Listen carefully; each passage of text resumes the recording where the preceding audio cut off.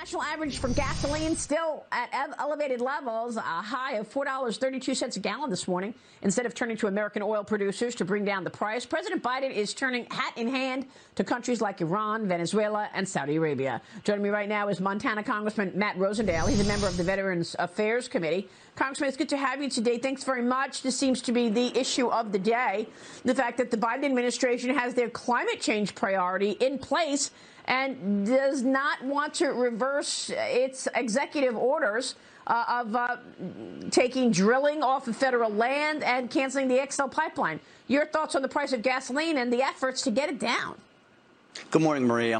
Thanks for having me on today. You know, the hypocrisy of this administration to continue to consume fossil fuels, knowing full well that we could produce them here cleaner, safer, more environmentally sound, and yet go to rely on tyrants around the world to produce them for the United States is just terrible. At the peak, we were producing here in the United States about 13 million barrels per day. That was back in 2020, right before Biden took office, and now we're down to 11 million barrels per day that we can produce.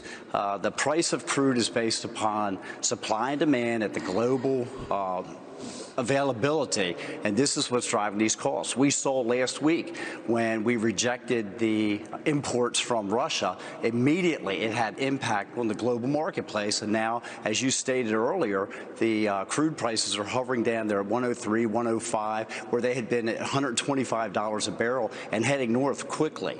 We can replace the supply right now and get ourselves back up to that $13 million per day, including opening up the Keystone XL pipeline, which would produce and replace the imports that we're bringing in from Russia and actually exceed that by about 30%. 20% of which would be domestic crude that was produced in Montana, North Dakota, helping us. Yeah. Well, I mean, look, this administration wants eventually to get oil from Iran. And Iran's top security official says that it's going to stay in the nuclear talks until, quote, a strong deal is reached. Last week, we heard that the talks were stalled and that the U.S. said that it would save the agreement by excluding Russia if Moscow is persistent with its demands. But what do you make of the U.S. on the one hand denouncing Russia's behavior, creating death and destruction, but on the other hand working with Russia on this Iran deal? Here's Senator Lindsey Graham discussing the international state of affairs under the Biden administration with me yesterday on Sunday Morning Futures. Watch. Well, here's what I would say that Putin wants. He doesn't want a neutral Ukraine. He wants to eradicate Ukraine. If you don't believe me, listen to him. He gave a speech last year where he talked about not only taking the Ukraine, but Moldova, Georgia, all the regions surrounding Russia to recreate the former Soviet Union. So I will be dead set against any deal that requires the Ukrainian people to recognize half of the Ukraine belongs to Russia by force of arms. And if there's any chemical weapons used by Putin, that would be a war crime, and I would be supportive of a no-fly zone as a response to that. You see war crimes being committed in front of you on television every day, and the Biden administration looks at Putin as a partner for climate change and an Iran deal maker rather than a war criminal. Biden's more afraid of Putin losing than he is excited about Ukraine winning, and let you hear it from me. Victory for Ukraine.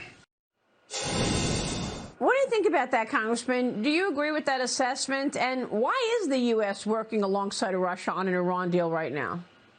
The United States has the ability to go into Iran and impose and complete those sanctions that we've had in place for quite some time. This is the problem that we have that's drawn us to this point in the Ukraine, and that is that sanctions were not put in place 14 months ago that could have helped us avoid this entire situation. And right now, we're talking about lifting the banking and the energy sanctions that we have on Iran, and that simply gives them the additional resources that they can go in there and cause conflict around the world and destabilize the Middle East by helping state-sponsored organizations like Hezbollah. I do not want to see that take place at all. As far as Russia, the train left the station. We should have been doing these things 14 months ago, but I do not want to see the United States taking part in any type of a no-fly zone, imposing that over the Ukraine and draw us deeper into this terrible conflict. Well, I don't understand this policy. Also, economic policy is also a head-scratcher. The administration is prioritizing their climate change agenda to the extent that it is causing issues not just for oil and that policy, but also for inflation. President Biden and House Speaker Nancy Pelosi both claimed on Friday that their massive spending is not to blame for inflation. I don't know how you get there. Watch this. I'm sick of this stuff. We have to talk about it because the American people think the reason for inflation is government spending more money. Simply not true. When we're having this discussion, it's important to dispel some of those who say, well, it's the government spending. No, it isn't. The government spending is doing the exact reverse, reducing the national debt. It is not inflationary. Oh, my gosh. Congressman, I don't know. How do you see it?